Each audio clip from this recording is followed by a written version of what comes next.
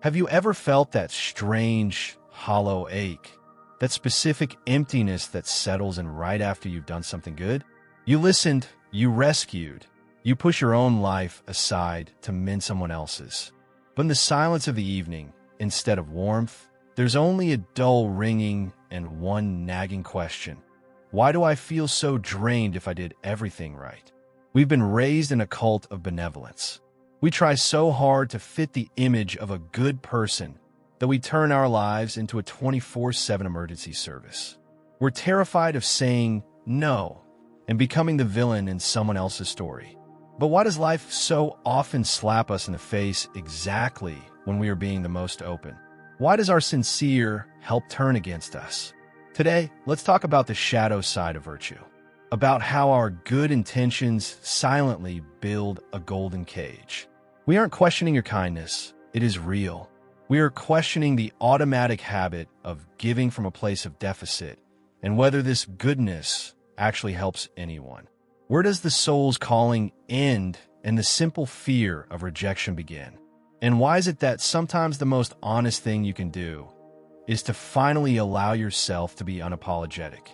We like to divide the world into black and white, believing goodness is a final destination. But the world is dual. In nature, nothing exists on only one pole. Trying to be purely good is a form of violence against your own nature. It creates a sterile laboratory inside your psyche. But life doesn't thrive in sterility. It thrives in the chaos, in the soil, in the friction of opposites. By trying to be flawless, we become static, frozen in an ideal posture. Absolute goodness in our human understanding is often just a rejection of reality. We put on a mask of all forgiveness, but underneath is a suppressed scream. When we deny our shadow, it doesn't vanish. It just operates under the radar. Our goodness becomes heavy and suffocating because it lacks truth. We help the other person to serve our own fear of being not good enough. Balance requires us to be harsh, cold, or closed off at times. If you don't accept your capacity to destroy, your kindness is just a weakness sold as virtue. When we talk about our good intentions, we rarely look at our hidden agenda. We like to think we act out of pure generosity, but our goodness often comes with a secret price tag. First, there is the illusion of safety, a subconscious contract that says, if I am convenient, useful, and endlessly kind, life won't hurt me. We use kindness as a shield to buy an insurance policy against pain. But the truth is, the world never signed this contract. And when trouble knocks anyway, we feel betrayed. How can this be? I was such a good person. Second, there's a quiet sense of moral superiority.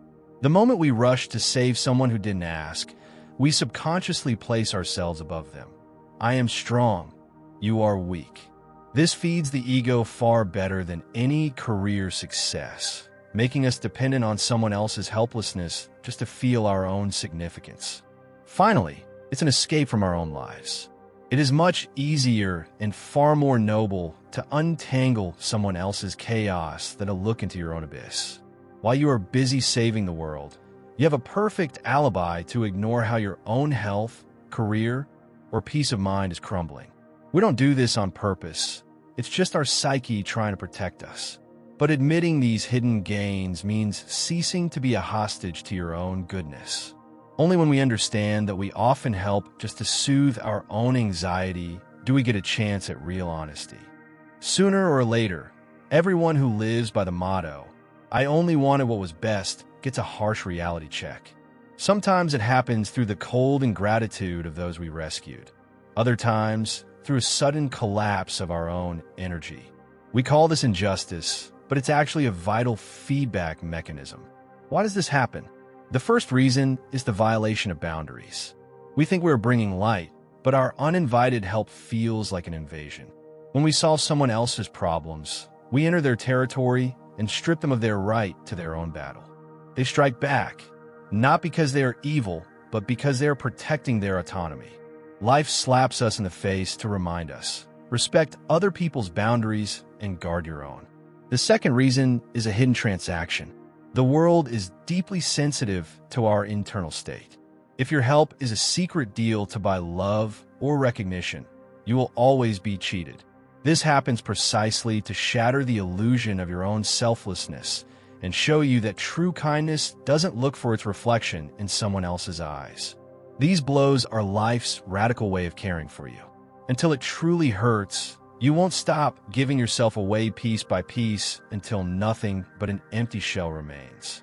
Getting slapped in the face is a necessary lesson.